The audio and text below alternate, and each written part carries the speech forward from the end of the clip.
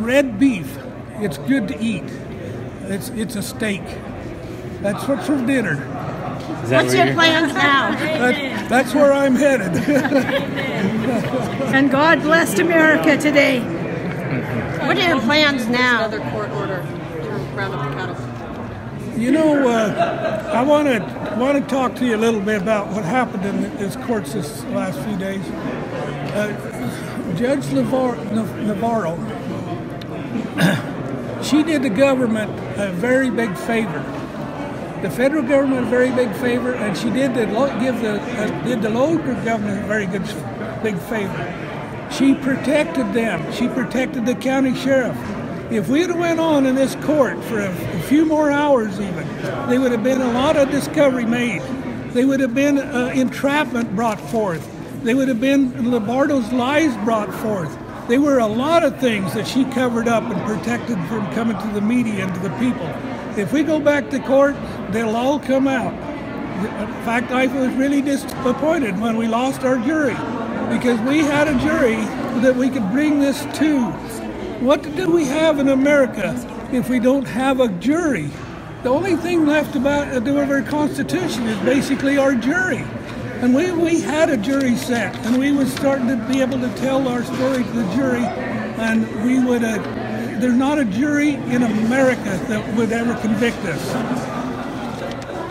So if the BLM comes to do an impoundment? BLM, if it comes to do an impoundment, it'll be the very same thing as last.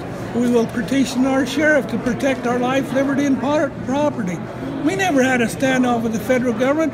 We had a protest of our county sheriff. We asked our county sheriff to disarm the federal government, and he did not disarm the federal bureaucrats.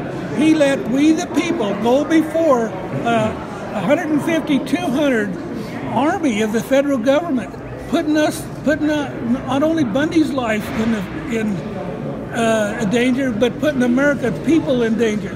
He allowed the federal government and their army. One sense is the federal government supposed to have an army that comes against we the people. When did that ever happen in America? It happened on Bundy Ranch. They stuck their guns down our throats.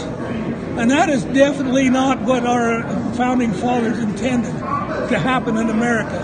The whole world is looking at us. Why is America acting like this?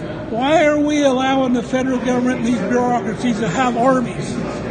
That's a big question the world wants to know. We're not done with this.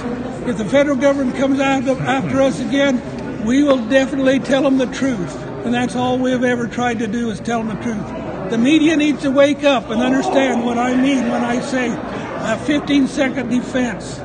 I graze my cattle only on Clark County, Nevada land, and I have no contract with the federal government. This court has no jurisdiction over this matter. Cliven, do you think there's a place for the BLM in the American West?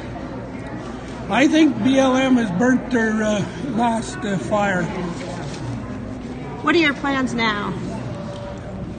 You know, I don't know what my plans are for sure. I got to go home, spend some time with my wife and my children.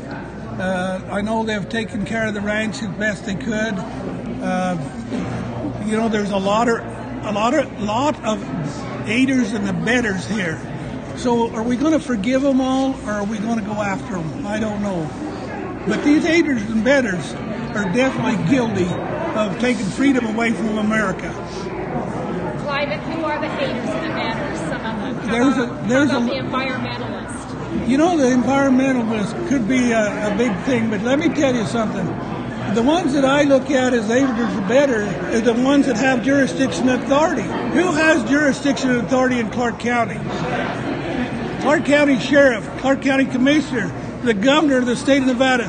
Where are they, or where are they today?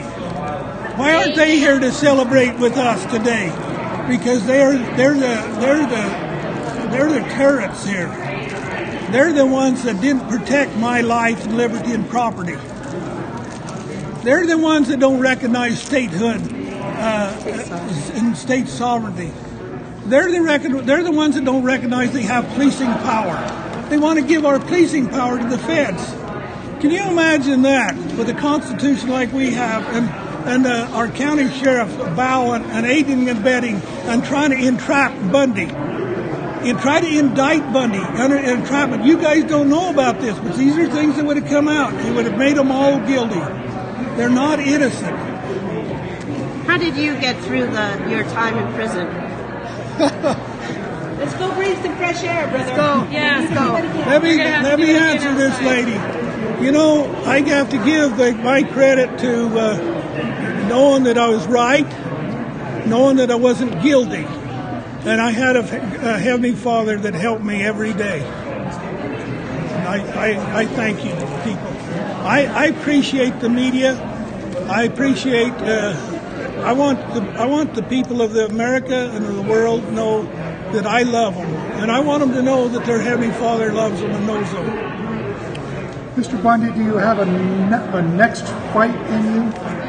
Let's set a press conference for tomorrow. Because I want to be able to discuss some of these things after we think about it. What's your next? We're going to have a press conference tomorrow, something to discuss as well. What's my next? I don't know what my next is. I've either got to forgive and forget, or I'm going to fight for rights and freedoms of America. You've been a rancher a long time. What's it like to be something like a national figure, a national celebrity? Well, that's not something I desired. It's not something I've asked for. I only want to, I've always said I want to be able to teach the gospel of the Jesus Christ, and I want to be able to teach and uphold the Constitution of America. Thank you. Thank you, Private.